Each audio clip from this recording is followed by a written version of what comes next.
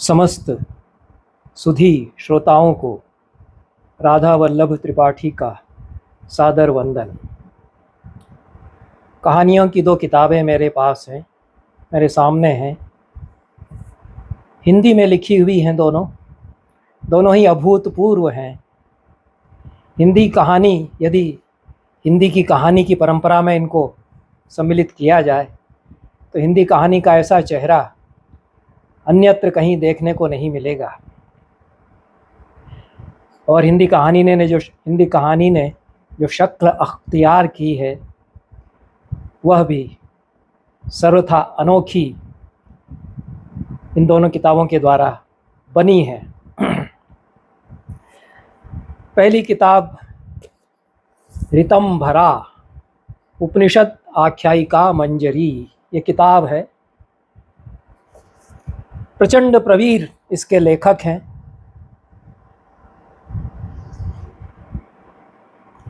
किताब का नाम ऋतंभरा दिया है, बहुत सार्थक नाम है। और उपशीर्षक उसके साथ दिया है।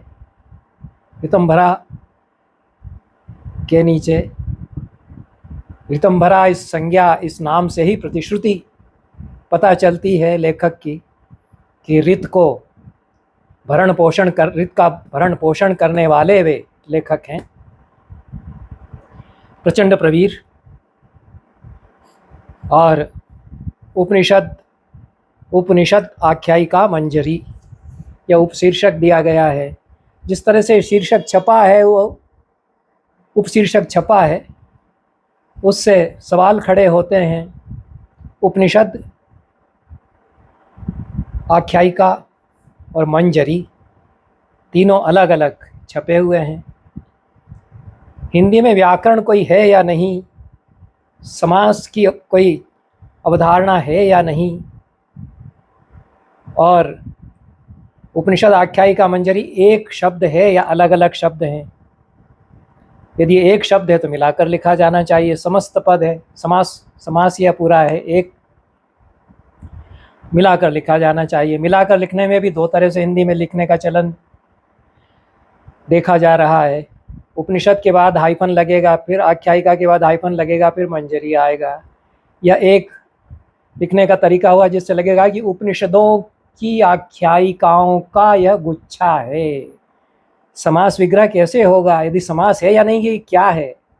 या तो ये बता दिया जाए कि उपनिषद आख्यायिका और मंजरी अलग अलग लिखे हुए हैं, तो ये क्या है? तीनों अलग अलग शब्द हैं, तो तीनों को अलग अलग ही हम माने इस शीर्षक में।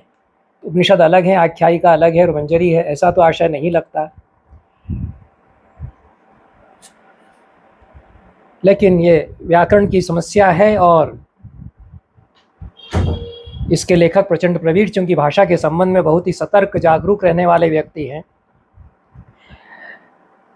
परम जागरूक और परम सावधान में रहते हैं, इसलिए अवश्य उनके पास कोई कारण होगा जो उन्होंने इस प्रकार से इनको प्रकाशित, मुद्रित इस शीर्षक को कराया है। मेरी जैसी सामान्य व्यक्ति की समझ में इस तरह से जब लिखे जाते हैं ये शब्द, तो जिस व्याकरण को जितना मैं जानता हूँ उसके हिसाब से मुझे लगता है कि ये है क्या, ये क्या चल रहा है हिंदी में। अब किताब पर आते हैं। जैसा मैंने कहा कि किताब तो बहुत अनोखी है।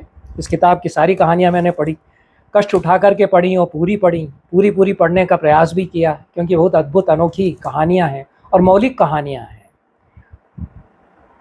उपनिषद आख्यायिका मंजरी, इस उपशीर्षक से यह धारणा या भ्रांति यदि होती है कि उपनिषदों का भावानुवाद, उपनिषदों की कथाओं का भावानुवाद करके कुछ उनकी कहानियों को प्रस्तुत किया गया है, यह तो निर्मूल साबित हो जाएगी। और पढ़ते हुए इस किताब को मुझे पंडित बच्चूलाल अवस्थी जी का फिर से स्मरण हुआ। पंडित अवस्थी गुरु जी आधुनिक साहित्य, आधुनिक समीक्षा, आधुनिक विचार परंपरा में मौलिक होने का दावा ठोंकने वाले अथवा उसके संबंध में मौलिक होने का भ्रम जो लोग अपने लिए खड़ा करते हैं, ऐसे महानुभावों की हंसी उड़ाते हुए और कुछ हिकारत के भाव से, जो कि उनका एक स्थायी भाव भी कई बार होता था, वो कहते थे कि इन लोगों के यहाँ वास्तव में मौलिक वो है जिसका मूल से कोई लेना देना नहीं है। जो मूल के बिना बन जाता है वह मौलिक है इन लोगों के लिए। इन लोगों में कौन है वो तो हम लोग अच्छी तरह से जानते थे। तो इस उपहास कथन का आशय उनका यहाँ गंभीर आशय यही हुआ करता था कि हमारे यहाँ सबसे अधिक मौलिक रचनाएं वे ही हुई जिन्होंने मूल से अपना अविच्छिन्न अटूट संबंध बना कर रखा। जो मूल से निकला है वह मौलिक होगा। तो उनके कई सहयोगी कहते थे कि हम तो मौलिक निबंध लिखते हैं, मौलिक शोध कराते हैं, मौलिक किताब लिखते हैं, अनुवाद मूल ग्रंथ उद्धरण करना, ये सब इस तरह का काम हम नहीं करते कि ये उद्धरण। तो उनके लिए वो कहा करते थे कि मौलिक का तो व्युत्पत्ति जन्य आशय ही यही होगा कि मूल से जो जन्मा है वह मौलिक है, मूलात् भवम मौलिकम होगा। उस अर्थ में बड़ी मौलिक कहानियां हैं। उस अर्थ में तुलसीदास सबसे बड़े मौलिक कवि हैं हिंदी के, और उस अर्थ में जयशंकर प्रसाद बहुत बड़े मौलिक कवि हैं, क्योंकि वे कितना मूल से लेते हैं और मूल के आधार पर कितनी वल्लरियां वितान खड़े करते हैं। यह प्रचंड प्रवीर ने भी इसमें दिखा दिया कि उपनिषदों के आधार पर कैसा कथा संसार एक सर्वथा अनूठा और नया रचा जा सकता है। यह उपनिषदों के मूल से एक शास्त्र काव्य की विधा संस्कृत साहित्य में, संस्कृत काव्य शास्त्र में बताई गई कि कविता से शास्त्र का ज्ञान करा दिया जाए, शास्त्र पढ़ाया जाए। और भट्टी काव्य उसका पहला बड़ा उदाहरण माना जाता है कि व्याकरण का ज्ञान उस काव्य को पढ़ने से होगा, यद्यपि वह एक बड़ा महाकाव्य है और भट्टी बहुत अच्छे कवि हैं। रस छंद अलंकार की दृष्टि से बड़ी अनूठी रचना है भट्टी काव्य, पर उनके हर श्लोक में, पूरे भट्टी काव्य में व्याकरण का कोई न कोई नियम उन्होंने, पाणिनि की अष्टाध्यायी का कोई न कोई सूत्र उन्होंने समझा दिया है। तो व्याकरण के उदाहरण स्वरूप पूरा ग्रंथ भी बन जाता है, पूरी राम की कथा भी हो जाती है, चरित्र चित्रण भी होता है, अनूठी अनोखी कल्पनाएं भी चलती हैं। यह एक तरह से काव्य में शास्त्र या शास्त्र में काव्य, ये दो भेद जो बताए गए हैं। तो यह उपनिषदों को भी एक अर्थ में हम समझ सकते हैं, समझ लेते हैं। प्रचंड प्रवीर जी ने बहुत अच्छा अध्ययन उपनिषदों का किया। वो कहानियाँ जो उन्होंने गूंथी तो वो शास्त्र कथाएं इस अर्थ में हो गई हैं कि आप 9 उपनिषदों की बहुत सारी बातें अच्छी तरह से समझ लेते हैं कि उपनिषद क्या कह रहे हैं। हालांकि उपनिषद पहले से पढ़े हुए होने चाहिए, तब फिर से वो बातें याद आएंगी। उसी जैसे कि व्याकरण जो पढ़ चुका है उसी को फिर भट्टिकाव्य के पद्य पढ़ते हुए वो सूत्र याद आएंगे और व्याकरण उसकी रिवाइज हो जाएगी, पुनरावृत्ति व्याकरण की उसकी हो जाएगी। यह एक बड़ी कसरत कवायद भट्टी जो करते हैं, प्रचंड प्रवीर भी करते हैं, उस तरह की बहुत कवायदी साहित्य उनका उस प्रकार उस अर्थ में हो जाता है। और कहानियाँ तो उन्होंने लिखी हैं, हमारे समय की घटनाएं प्रसंग उठाते हैं, बहुत ही अनोखे अद्भुत प्रसंग हैं। आधुनिक जीवन के आख्यान उनमें हैं। आधुनिक जीवन के आख्यानों में उपनिषदों का तत्व चिंतन वे पिरोते हैं और आधुनिक जीवन के प्रसंगों को लिखते हुए उपनिषद कैसे कहाँ स्मरण आ जाते हैं, इसकी प्रक्रिया कुछ उस तरह से घटित होती है जैसे कि किसी महान वैज्ञानिक ने अणु का विखंडन किया अपनी प्रयोगशाला में, और अणु के विस्फोट से उन्होंने जो अद्भुत संसार देखा अपनी स्क्रीन के ऊपर या जहाँ भी उन्होंने देखा होगा, वैसे चकित विस्मित स्तब्ध हुए कि उनको कुछ समझ में नहीं आया कि किस भाषा में मैं इसको बयान करूं। तो उनको गीता के विभूति योग का श्लोक याद आया, वो गीता पढ़ते रहे थे।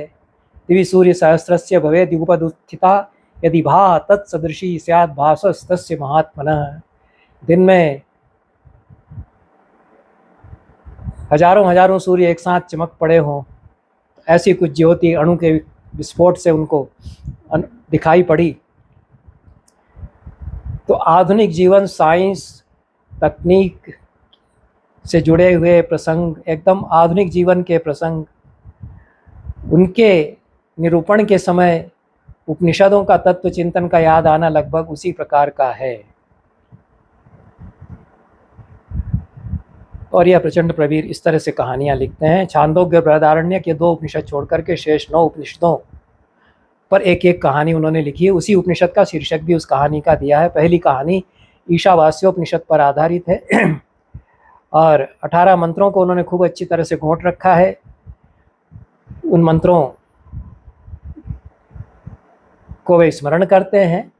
जिसको ईशोपनिषद याद है वो पढ़ते हुए समझ सकता है कि ये इस प्रसंग में ईशोपनिषद का यह वाक्य आ गया है। और जेनेटिक साइंस की जानकारी भी होना चाहिए। तो प्रचंड प्रवीर की कहानियों का आनंद पूरा वही लोग ले पाएंगे जिन्होंने उपनिषद भी पढ़ा है और विज्ञान और तकनीक की भी जानकारी उनको कुछ है। अन्य लोग भी ले सकते हैं लेकिन और अच्छी तरह कदाचित वे ले सकते हैं और जो कि तैयार हैं इस तरह के साहित्य को पढ़ने के लिए।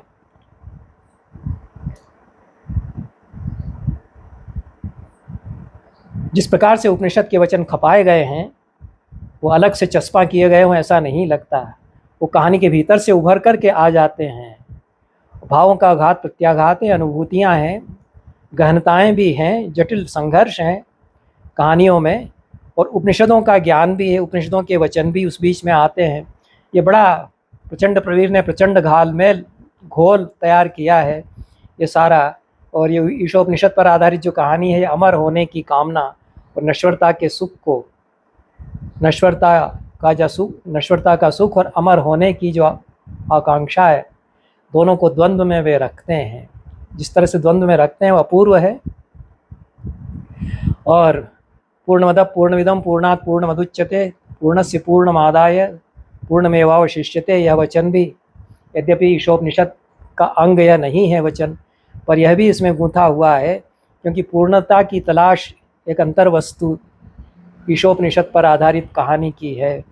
और अपूर्णता में भी सुख है, पूर्णता की तलाश भी अपूर्व है। ये दोनों बातें एक साथ कंट्रास्ट में यहाँ पर चलती हैं। कथानायक के शिक्षक और ईशा और प्रज्ञा के पिता इस कहानी के मुख्य किरदार हैं। प्रज्ञा जो कि अनश्वर अमर अजर हो चुकी है और रोती बिसूरती रहती है अपनी अनश्वरता, अजरता और अमरता पर। और ईशा के प्रतिरूपों की मृत्यु पर वास्तविक ईशान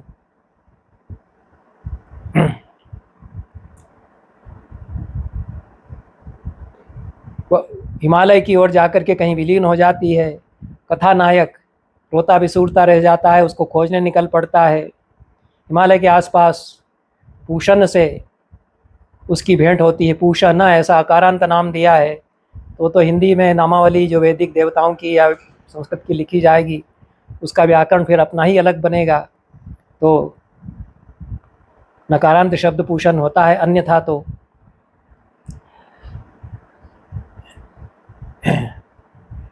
कुल मिलाकर के ईशोपनिषद पर आधारित जो कहानी है यह गहरी समस्या नश्वरता और अनश्वरता की, उनके द्वंद्व की लेकर के चलती है।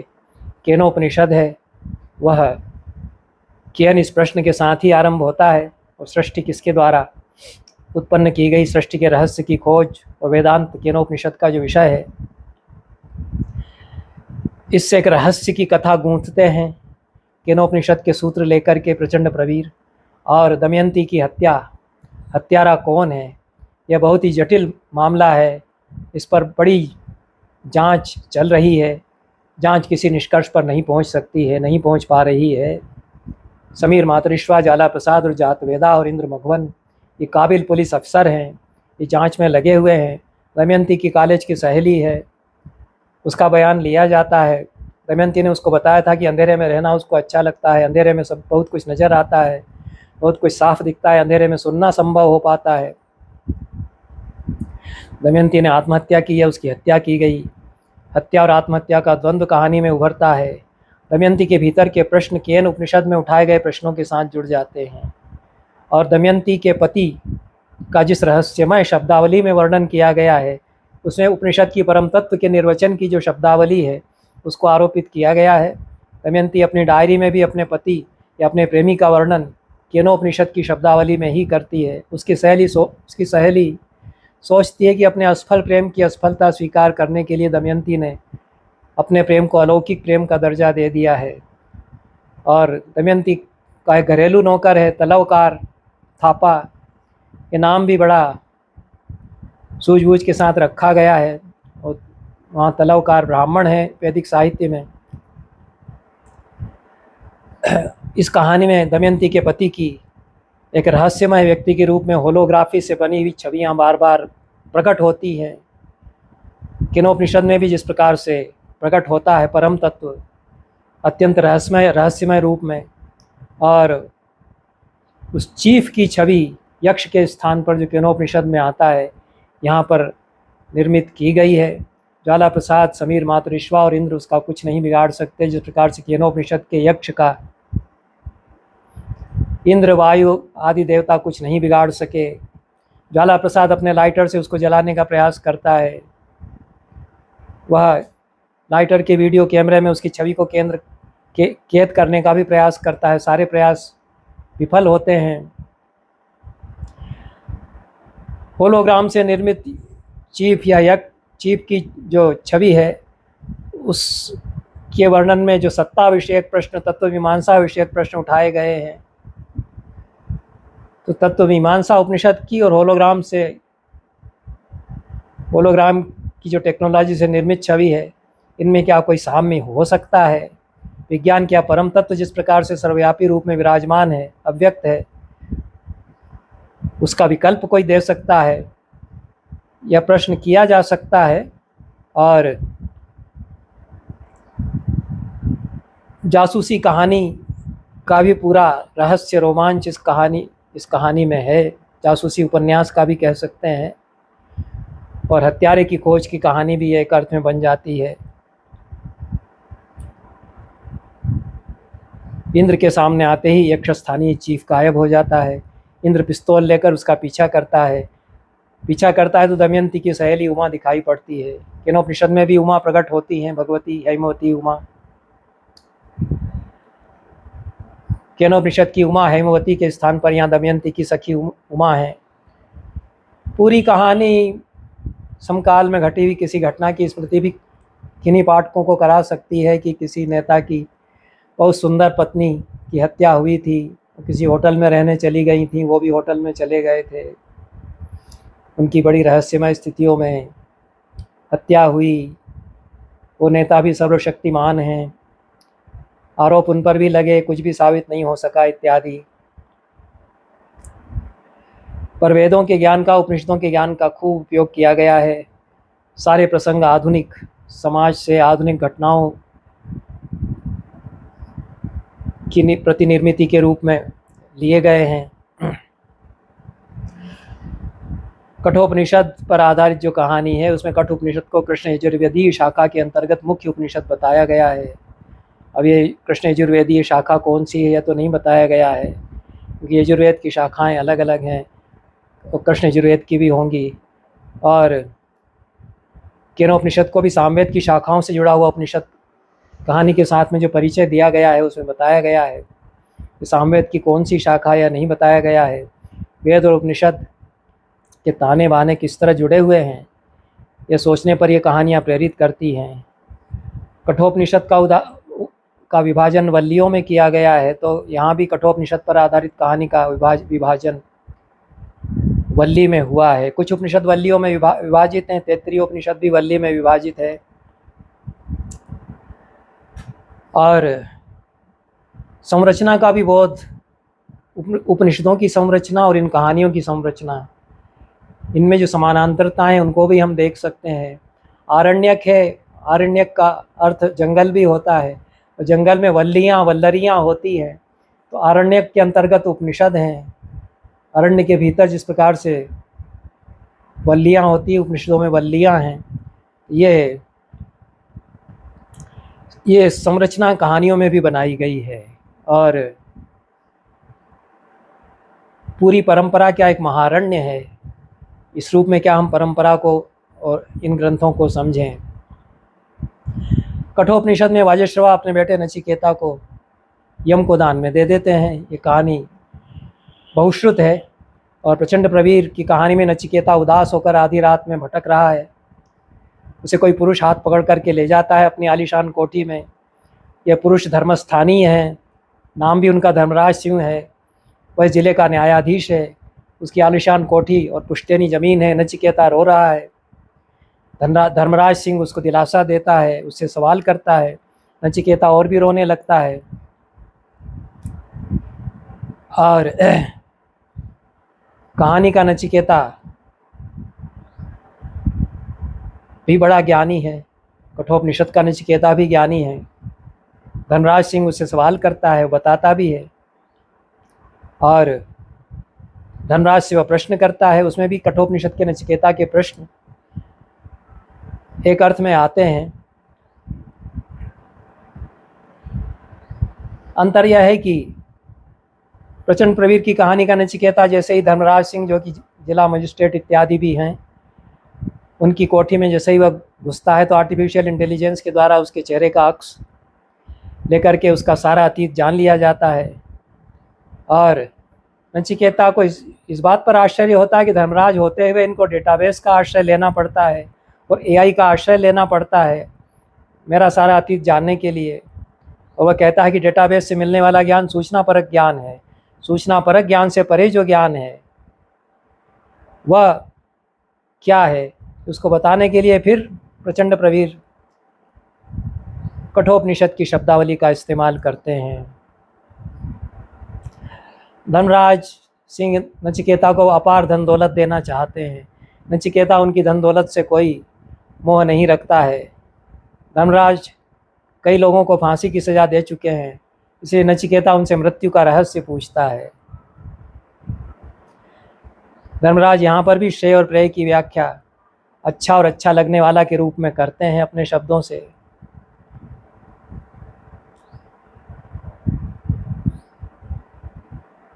वे पता लगा चुके हैं कि ये वाजश्रवा का बेटा है, किस प्रकार से भाग करके आया है, और जिसका यह बेटा है उसको धर्मराज मरवा कर रहस्यमय ढंग से दफन करवा चुके हैं।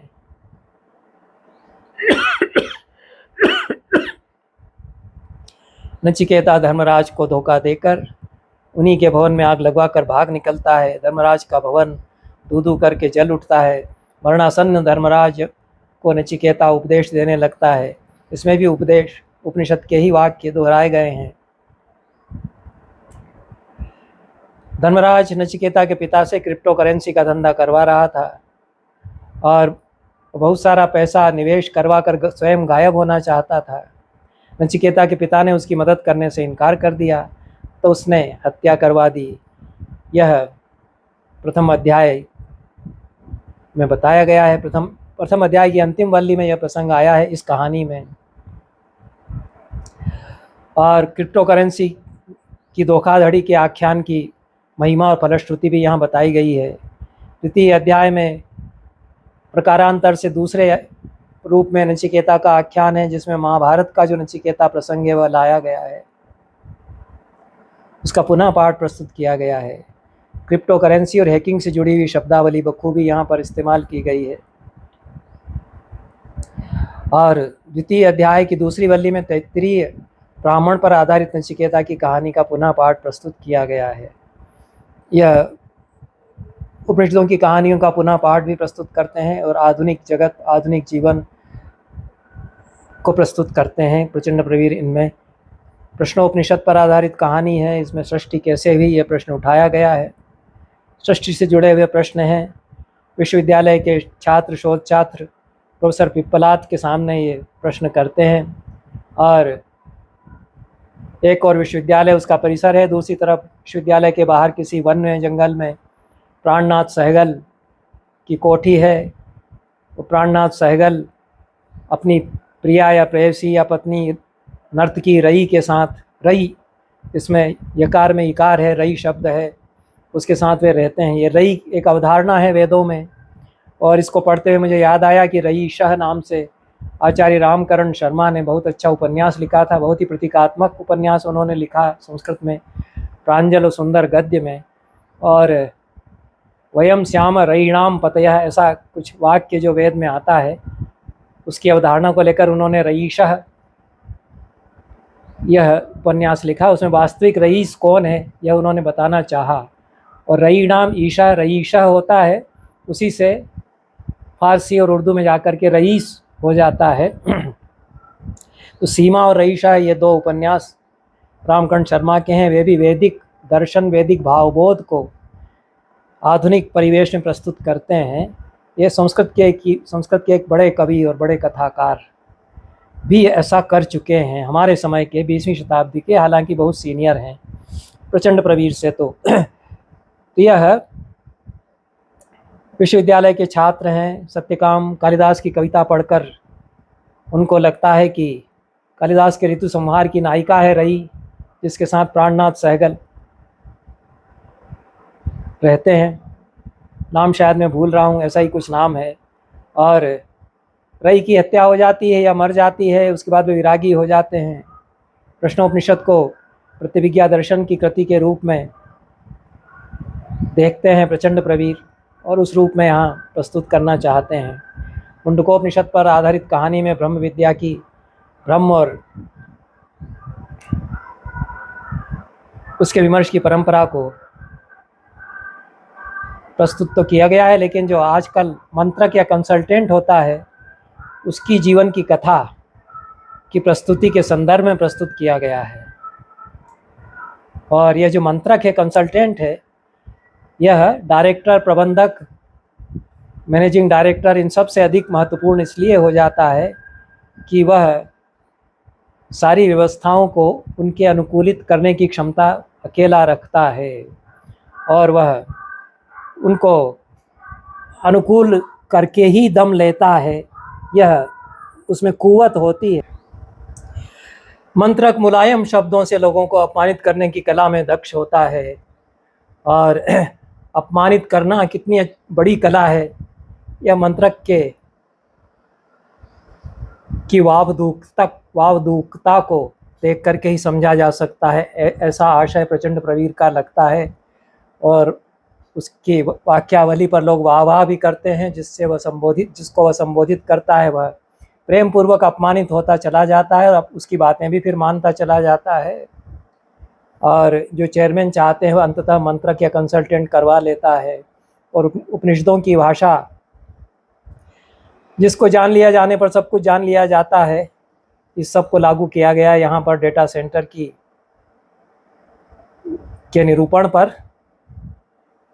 मंत्रक का यह आख्यान बहुत जटिल बन जाता है आगे चल करके, जब कुल मिलाकर के होता यह है कि अन्नपूर्णा के पिता अशोक अग्रवाल, जो कि प्रभावशाली व्यक्ति हैं, वे मंत्रक, अंगिरा, उनकी पत्नी और अभिजीत के नाम अपहरण का केस दर्ज कराते हैं, क्योंकि अभिजीत उनकी बेटी अन्नपूर्णा से जो प्रेम करता है, उसको लेकर के वह विवाह करके भाग निकलता है। आधी रात के बाद किसी तरह छिपते छिपाते अंगिरा अपनी पत्नी को लेकर नैनीताल पहुंचते हैं।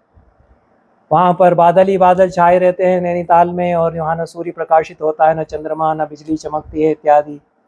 न तत्र सूर्यो भाति न चंद्रो न तारका इत्यादि जो उपनिषदों में आया है वचन, वह यहाँ पर विनियोजित किया गया है। और भी उपनिषदों की शब्दावली पूरी नैनीताल के नैसर्गिक सौंदर्य के वर्णन में विनियोजित कुछ की गई है। अंत में बहुत जटिल परिस्थितियों से निस्तार पाकर के कहानी किसी तरह दम लेती है। मांडूक्य उपनिषद बहुत छोटा है, और उस पर कहानी लिखने के लिए मांडूक्य कारिका का आधार प्रचंड प्रवीर ने लिया है। पहले ही कारिका में यहाँ पर जो कहा गया है कि प्रपंच रहित अद्वैत ओंकार ही आत्मा है, इस सूत्र को लेकर के हिमालय प्रदेश में मंडी में राजा के बनाए हुए महल में जो 3 खंड हैं, उनको आ, उ और माँ, इन 3 अक्षरों से नाम दिए गए हैं। आ जमीनी तल है, उसके ऊपर उ है, फिर माँ है। वैश्वानर विराट वैज्ञानिक हैं, अमेरिका से आए हुए हैं, अद्भुत और रहस्यमय व्यक्ति हैं। वे इस हवेली में ठहराए जाते हैं, भारत सरकार की ओर से ठहराए गए हैं। वैश्वानर विराट झील में नाव से जाते हैं, एक खंडहर नुमा महल में पहुंचते हैं, तो 40 सीढ़ियों से वहाँ पर लुढ़क करके मृत पाए जाते हैं। उनके रहस्य पर शोध हो रही है अमेरिका में। अमेरिका की कंपनी में कार्यरत नागार्जुन शोध करने के लिए तेजस को भेजते हैं। ये जो कंपनी है, इसकी प्रज्ञा पारमिता मालिक हैं। तेजस के सामने सवाल यह है कि ओम नाम की संस्था है या नहीं। नागार्जुन ओम नाम की संस्था का अस्तित्व नहीं मानते, क्योंकि वो नागार्जुन है इसलिए वो सबका अपोह करेंगे। और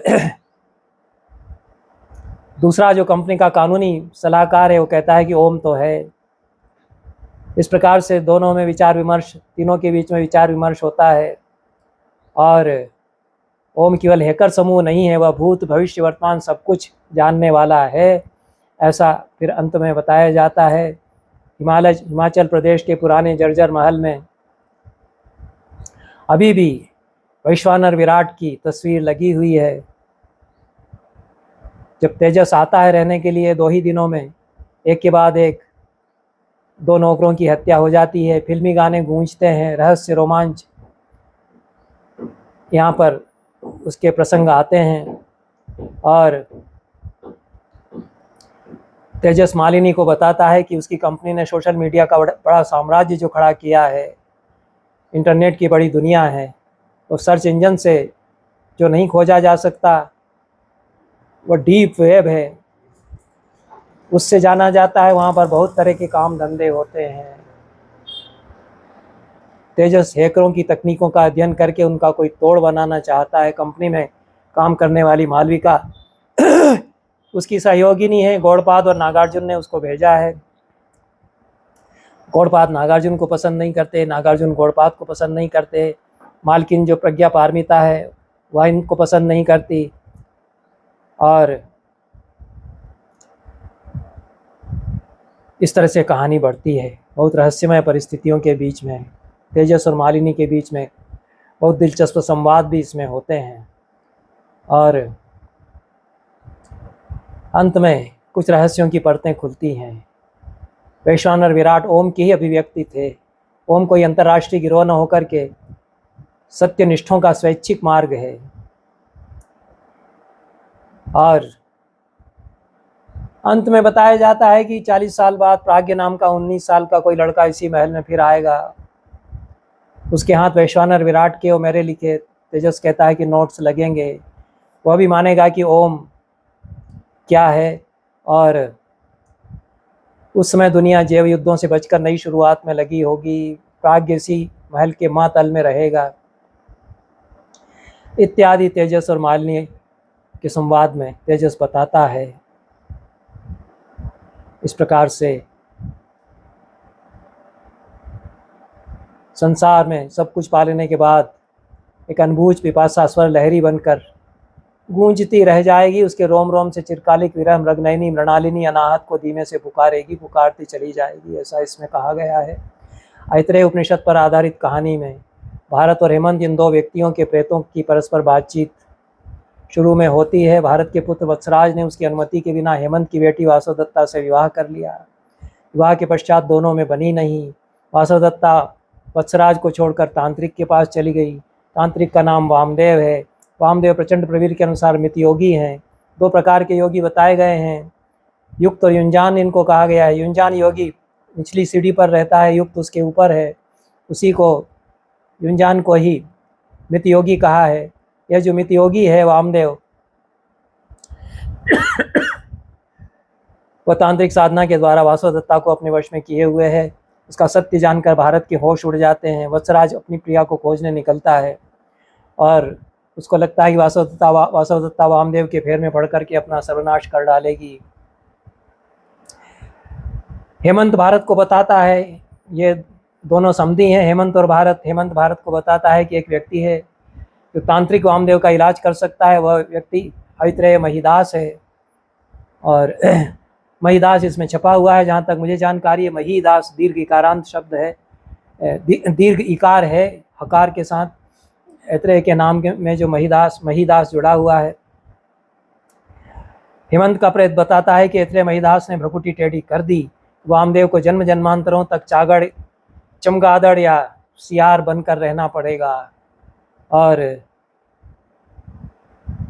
सपने में बहुत कुछ दिखता है वत्सराज को। प्रेत भी उसको सपने में बातचीत करते हुए दिखते हैं, उन्हीं से वह कुछ जानता है। वासवदत्ता की खोज में निकलता है। हेमंत और भारत चिंता कर रहे हैं कि वत्सराज के सपने में आकर उसे सावधान करें, समस्या उसको बता दें। पर वत्सराज सपने में देखता है, उसके बाद सुषुप्ति में चला जाता है। सुषुप्ति में जागने के बाद जागता है, इसलिए सपना उसको याद रहता नहीं है। अगले दिन वत्सराज को चारुदत्ता से खबर मिलती है कि वासुदत्ता के पिता भारत नहीं रहे, और स्वप्न वासवदत्त जो भास का नाटक है उसके प्रसंगों की भी कुछ छाया जो घटनाएं यहाँ घटती हैं उनमें आई हैं, और बीच बीच में महादेवी वर्मा और जयशंकर प्रसाद की रचनाओं की शब्दावली की गूंजें भी आ गई हैं। प्रचंड प्रवीर अपनी कहानियों में फैंटेसी, जो हॉरर फिल्म्स हैं, भयावह कथाएं हैं, जादू है, जासूसी कथाएं हैं, अध्यात्म, दर्शन, उपनिषद चिंतन, इन सब का कॉकटेल तैयार करते हैं।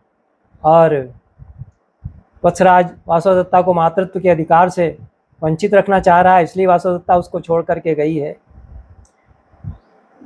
वासवदत्ता को खोज रहा है, उसको घातक दौरा पड़ता है, और उस दौरे में भारत का प्रेत उसे बताता है कि वासवदत्ता कितने बड़े संकट में है, और तांत्रिक वामदेव के शिकंजे से कैसे उसको बचाना है इसके संकेत वह देता है।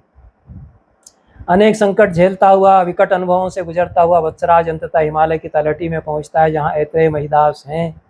ऐत्रेय महिदास उसकी आंखों में देखते हैं। वत्सराज को अपने आंखों के पीछे ब्रह्मांड घूमता हुआ लगता है। अंत में वत्सराज का वासवदत्ता और अपने दो बेटों से मिलन होता है। इसके साथ कहानी समाप्त होती है। तैत्तिरीय उपनिषद पर आधारित कहानी तैत्तिरीय उपनिषद के ढांचे को लेकर शिक्षावल्ली, आनंदवल्ली और भृगुवल्ली, इन 3 वल्लियों में विभाजित की गई है। और तैत्तिरीय उपनिषद की विषय वस्तु से आपाततः इसका कोई संबंध नहीं है। इसमें तित्तिरी नाम की महिला है और उसमें असाधारण प्रतिभा है। उसके आधार पर तैत्तिरीय उपनिषद से संबंधित शीर्षक इसका रखा गया है। विभा और नीलिमा नाम की 2 महिलाएं इसमें पात्र हैं, दोनों में मित्रता है। विभा का विवाह विवश पिता के द्वारा एक प्रोफेसर के अर्धविक्षिप्त बेटे से कर दिया गया है। नीलिमा की भी गृहस्थी की अनेक समस्याएं हैं, दोनों मिलती हैं। और तैत्तिरीय उपनिषद के अनेक वचन यहाँ पर अनुदित हुए हैं। तित्तिरी के आशीर्वाद से विभा को पुत्र उत्पन्न होता है। वरुण विभा के पुत्र का नाम भृगु रखा जाता है। भृगुवल्ली से यही संबंध इस कहानी का जुड़ता है। और तित्तिरी 5 कोशों की व्याख्या करती है, अन्नमय, प्राणमय, मनोमय, विज्ञानमय, आनंदमय इत्यादि। और उसके उपदेशों को सुनते हुए विभा तय कर लेती है कि वह एक दिन सन्यासिनी हो जाएगी। वह भृगु को पाल पोस कर बड़ा करती है और फिर अचानक घर छोड़कर चल देती है। भृगु 28 साल का जब हो जाता है, विवाह न करने का निर्णय लेकर अपनी खोई हुई अपनी माँ की खोज में निकल पड़ता है। श्वेताश्वतर उपनिषद पर आधारित कहानी का श्वेताश्वतर उपनिषद से संबंध यह है कि नायक के ऑफिस में जो बॉस है, मालिक है कार्यालय का, उसका नाम रुद्र से संबंधित है। श्वेताश्वतर उपनिषद ही प्रमुख उपनिषदों में ऐसा उपनिषद है जिसमें आगम और निगम की परंपराएं संगम बनाती हैं। और रुद्र का शिव में रूपांतरण जो हुआ है उसकी प्रक्रिया भी श्वेताश्वतर निर्देशित करता है। श्वेताश्वतर उपनिषद के वचनों का उपयोग अत्यंत जटिल आधुनिक परिस्थिति को उद्घाटित करने के लिए प्रचंड प्रवीर ने किया है। कोरोना काल में गंभीर रूप से बीमार हुए 40 वर्षीय कथानायक को लगता है कि उसे बीमारी में सेवा करने वाली स्त्री चाहिए, जिसके लिए उसे अब विवाह कर लेना चाहिए।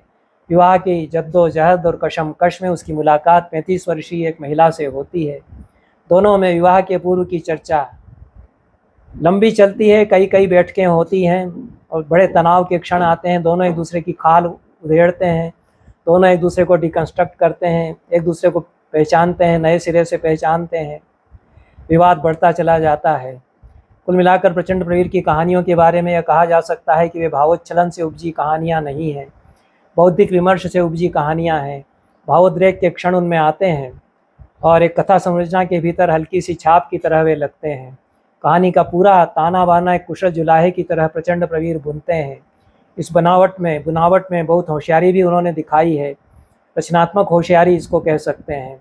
आधुनिक प्रसंगों के ताने बाने में उपनिषद के सूत्र किस प्रकार से मिलाए जाएं कि ताना बाना परफेक्ट हो, मुकम्मल हो, समग्र हो, और वे सूत्र अपनी शुभ्रता में अलग से पहचाने भी जा सकें, और वे उनमें जो रंग छिड़के गए हैं वे भी अलग से पहचाने जा सकें।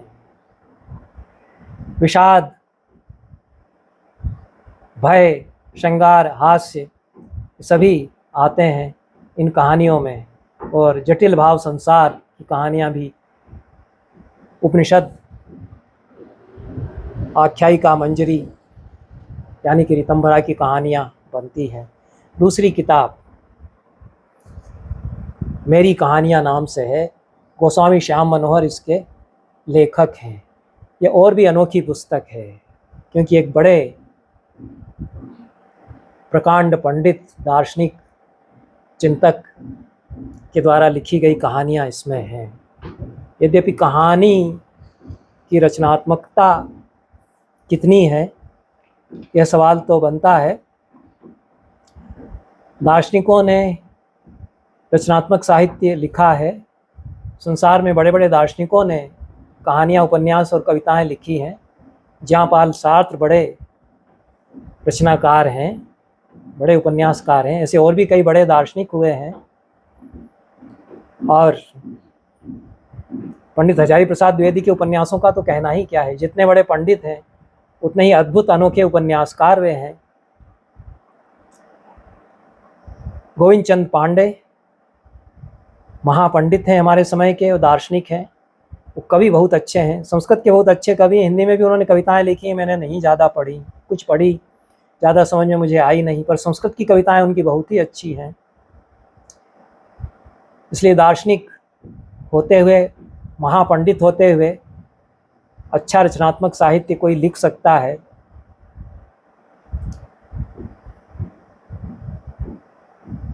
इसके पहले गोस्वामी श्याम मनोहर ने कोई साहित्यिक कृति प्रस्तुत की हो ऐसी जानकारी मुझे नहीं है। कविताएं भी उन्होंने लिखी हो ऐसी जानकारी मुझे नहीं है। जितना जो कुछ मैं उनको जानता समझता हूँ, उनको आधुनिक साहित्य का संस्कार नहीं है, कविता से वो वाबस्ता हैं नहीं। कवि हृदय होना और कविताओं का रसास्वाद करना ये कदाचित नहीं। पंडित बहुत अच्छे हैं, विमर्शकार बहुत बड़े हैं, हमारे समय के ज्ञानी भी हैं। तो कहानियाँ उन्होंने लिखी हैं और बहुत अलग तरह की कहानियाँ हैं, और ये उनके कृतित्व का एक अलग पक्ष सामने रखती हैं। इसमें 4 रचनाएं हैं। किताब है, बहुत छोटी किताब नहीं है, तो 4 कहानियाँ कह सकते हैं या 4 रचनाएं, 4 कथा रचनाएं इसमें हैं गोस्वामी श्याम मनोहर की, और मौलिक रचनाएं हैं, बहुत अलग तरह की रचनाएं हैं। ये दोनों ही किताबें, जैसा मैंने कहा है कि हिंदी में कहानी की एक अलग ही तस्वीर सामने रखती हैं और हमारे साहित्य में जो एक वैचारिक दरिद्रता है उसको झंझोड़ती हैं। पहली ही कहानी इसकी अद्भुत है। यह कृष्णानंद, एक महात्मा है, सरस्वती, उनकी आत्मकथा के रूप में लिखी गई है यह कहानी। स्वामी श्री कृष्ण स्वरूपानंद सरस्वती की आत्मकथा, यह पहली कहानी है। दूसरी सामग्री प्रदर्शनोत्सव दूसरी कहानी है। तीसरी जयंत काक के अनेक जन्मों की कथा, एक लघु नाटक इस शीर्षक से रचना है, कथा जैसी ही है। और चौथी महाप्रभु वल्लभाचार्य और चैतन्य महाप्रभु एक संवाद, एक परिसंवाद। ये चारों ही रचनाएं बड़ी अनोखी हैं इस अर्थ में कि हिंदी के कथा साहित्य में इस तरह की विषय वस्तु अभी तक कहीं नहीं आई होगी कि पुष्टि मार्गीय भक्ति परंपरा, वल्लभ संप्रदाय से कितनी गहराई से गोस्वामी श्याम मनोहर जुड़े हुए हैं, और उसके जटिल संसार को, उसके अंतर्द्वंद्वों को, उसके अंतर्विरोधों को भी वे बहुत बेबाक होकर के यहाँ बयान करते हैं। बाकी तो चारों ही कहानियों में दार्शनिक विमर्श खूब है, अद्भुत चिंतन और हमारे समय को लेकर के विमर्श भी है। इस अर्थ में पठनीय है। जो लोग पुष्टि मार्गी भक्ति परंपरा से, वल्लभ दर्शन से कुछ परिचित हैं, उनको ये बहुत अच्छी लगेंगी। गोस्वामी श्याम मनोहर के भक्तों प्रशंसकों के लिए तो ये अमृत रसायन की ही तरह है और बहुत आंखें खोल देने वाली कहानियां हैं। बहुत सारे भ्रमजाल ये तोड़ती हैं। पहली कहानी जो श्री कृष्ण स्वरूपानंद की आत्मकथा है, उसमें धर्मोपदेशकों के जीवन के जो अंतर विरोध हैं उनको विषय बनाया गया है। इस तरह की कोई कहानी मेरी समझ से अभी तक कदाचित नहीं लिखी गई। लिखी भी गई होगी तो जो स्वयं सीधे सीधे उसमें रहा है, उसके परिदृश्य में, उसके द्वारा कदाचित न लिखी गई होगी। तो ये तो स्वयं जो देखा हुआ सत्य है, जो कि बाकी लोग नहीं देख पाते। ये जो महात्मा संत महात्मा प्रवचन करते हैं, देश विदेश में जाकर के हवाई जहाज़ों पर खूब जा कर के प्रवचन करते हैं, उनके जीवन की जो सच्चाइयाँ हैं उसको ये कहानी बयान करती है। इसमें बेबाक ढंग से बहुत सवाल भी उठाते हैं गोस्वामी श्याम मनोहर, और बेचारे धर्मोपदेशकों को निरंतर परिवर्तनशील समाज में तात्कालिक आदर्शों के सामने घुटने टेक के बिना, झुके बिना अपने धर्मोपदेशक होने की पद प्रतिष्ठा को निभाना और जनमान्य बने रहना, एक दुर्वह समझौतावादी उत्तरदायित्व किस तरह से बन जाता है, यह वे कहते हैं दया दिखाते हुए तथा कथित धर्मोपदेशकों पर। और यह हास्यास्पद विडंबना जो उनके जीवन की है, यह धर्म संप्रदाय के उपदेशकों के जीवन की विडंबना है। बहुत वैचारिक द्वंद्व और तनाव भी इस कहानी में आते हैं। महाप्रभु वल्लभाचार्य का निर्गुण भक्ति मार्गी सिद्धांत साकार उपासना में ढलता है, निश्चल प्रेमानुभूति की बात वहाँ पर की जाने लगती है। तो ये जो परिवर्तन संप्रदाय में आते हैं और उन परिवर्तनों के कारण जो पूरे परिवर्तन संप्रदाय के भीतर आते हैं, उनको ये कहानी रेखांकित करती है। उदाहरण खूब दिए हैं गोस्वामी श्याम मनोहर ने, और विश्लेषण किया है धर्मोपदेशकों का जो जीवन है उसका, और हथकंडे किस तरह से इन उपदेशकों को, धर्मोपदेशकों को अपनाना पड़ते हैं, मरकटोपम या बंदर की तरह वे हो जाते हैं, यह कहानीकार यहाँ कहता है। और जो निर्गुण निराकार के दर्शन का प्रतिपादन करता था अभी तक, उसको भक्ति मार्ग का अनुसरण करना पड़ता है, और सच्चे मार्गदर्शक की जो उसकी मनोवृत्ति वह क्षीण से क्षीणतर होती जाती है। और कथा की चरम परिणति फिर यहाँ ये होती है कि शिष्य गुरु का प्रबोधन करने लगता है कि जागो जागो। यह कहानी इस प्रकार की है। गोस्वामी श्याम मनोहर इस किताब की भूमिका में बताते हैं कि कृष्ण स्वरूपानंद की आत्मकथा की सामग्री उनको कहीं से प्राप्त हुई। गुजराती में यह कथा पहले लिखी गई, प्रवीण पंड्या ने गुजराती से इसका हिंदी अनुवाद किया है, और वही अनुवाद उन्होंने यहाँ छापा है। मूल गुजराती भाषा में यह प्रकाशित पहले हो चुकी है। और कृष्ण स्वरूपानंद सरस्वती विरागी हैं, एक छोटी सी कुटिया में आरंभ में रहते हैं, लेकिन कुछ संयोग ऐसा घटता है कि जो लोग उनका उपहास कर रहे हैं उनको उत्तर वे देते हैं। उत्तर से ऐसा निरुत्तर करते हैं कि उनके कुछ अनुयायी फिर जुटने लगते हैं, उनका एक आश्रम बनने लगता है, फिर आश्रम बन जाता है। सोचा तो उन्होंने था कि सन्यासी होकर के कुटिया में जीवन बिता देंगे, पर विवश होकर के अपने उपहासकर्ताओं को जो उत्तर एक बार उन्होंने दे दिया, उसके कारण संसार बसने लगा और आश्रम बनने लगा, और आश्रम में लोगों का आना जाना बढ़ने लगा। तो किस तरह से आश्रम बनते हैं और बढ़ते हैं। और आरंभ में तो बड़ी आध्यात्मिक शांति आश्रम में है, साधना के योग्य वातावरण है, लोग शांति की खोज में आते हैं। और कृष्ण स्वरूपानंद को लगता है कि जो उनकी भाव साधना थी उसमें से श्री कृष्ण तो धीरे धीरे खिसक कर दूर चले जा रहे हैं, और जो भक्तजन आते जाते हैं उनकी समस्याओं को सुनना, उनका मार्गदर्शन करना, उनकी मेहमान नवाजी कौन कैसे करेगा इसका ध्यान रखना, आश्रम की व्यवस्था करना, ये इसमें उनका समय खपने लगता है। और श्री कृष्ण जो उनके प्रियतम हैं, जिनका चिंतन करते हुए वे भाव विभोर और तन्मय हुआ करते थे, वे 24 घंटे में एक आध घंटा आधा घंटा अपने प्रियतम के लिए फिर निकाल पाते हैं, 20-25 मिनट के लिए फिर कभी ध्यान पर बैठ पाते हैं। बाकी सारा समय आश्रम वासियों का, आश्रम की व्यवस्थाओं का ध्यान रखने में जाता है। लेकिन आश्रम तो फलता फूलता है, शिष्य होते जाते हैं। तो हरिहरानंद एक शिष्य आ जाते हैं, हरिहरानंद से कुछ विवाद भी होता है कृष्ण स्वरूपानंद का। बहुत सारी घटनाएं घटती हैं। त्रिगुणातीत पुरी एक और भी बड़े ऊंचे सन्यासी आ जाते हैं, और त्रिगुणातीत पुरी का बड़ा आभा मंडल है। श्री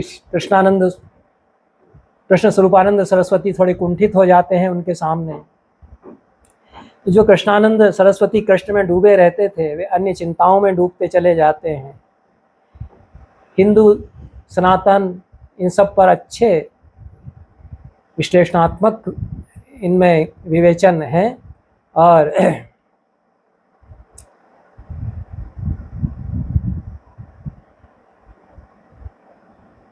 सगुण साकार पूजा या निर्गुण निराकार का ध्यान, यह प्रश्न भी उठता है।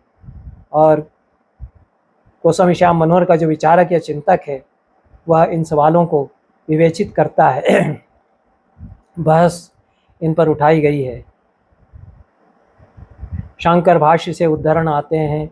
हरिहरानंद की महत्वाकांक्षाएं हैं, अपने ही गुरु श्री कृष्ण स्वरूपानंद से मतभेद उनमें बढ़ते चले जाते हैं, दोनों में टकराव होता है। इस टकराव में अंत में यह स्थिति बनती है कि श्री कृष्ण प्रेमाश्रम के संस्थापक स्वामी कृष्ण स्वरूपानंद सरस्वती को उन्हीं का शिष्य हरिहरानंद ट्रस्ट के बोर्ड के लोगों की सर्वसम्मति से प्रस्ताव पारित करके उन्हीं के आश्रम से बहिष्कृत करवा देता है, और उनको निकल जाना पड़ता है। पर एक दूसरा शिष्य मानवानंद उनका आ चुका है, और मानवानंद उनका साथ देता है। मानवानंद के आग्रह के कारण कृष्ण स्वरूपानंद सरस्वती अमेरिका चले जाते हैं। अमेरिका में मानवानंद के मामा हैं, हरिपाल उनका नाम है, जो कि हैरीपाल हो गया है। अमेरिका में खूब व्यवस्थाएं की जाती हैं कृष्ण स्वरूपानंद सरस्वती के लिए, वहाँ पर बहुत महात्म्य उनका स्थापित होता है। अंत में बहुत ही झंझोड़ देने वाला आत्म साक्षात्कार उनको होता है। अच्छे प्रसंग इसमें आते हैं, एक के बाद एक कितने तरह के लोग अमेरिका में मिलते हैं कृष्ण स्वरूपानंद से। और जिस हरिहरानंद ने उनको धोखा दे दिया था, उनकी पीठ में छुरा घोंपा था, उसको भी उसी आश्रम के, उसी के मनोनीत ट्रस्टी उसको भी उस ट्रस्ट से निकाल बाहर करते हैं। तो रोता बिसूरता हुआ अमेरिका आकर उनके चरणों पर गिरता है। इस तरह की अनेक घटनाएं यहाँ पर घटती हैं। और मोहभंग, सत्य की खोज, संप्रदाय का सत्य, इन विषयों को यह कहानी जिस तरह से प्रस्तुत करती है, वो बहुत गोस्वामी श्याम मनोहर की सत्य निष्ठा के कारण वह पठनीय और मननीय पूरी कहानी हो गई है।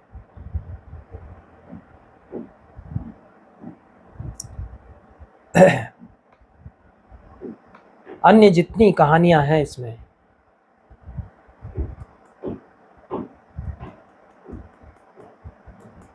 चाहे वह जयंत काक के जन्मों की कथा हो, उनमें उसमें भी किस प्रकार से विवाद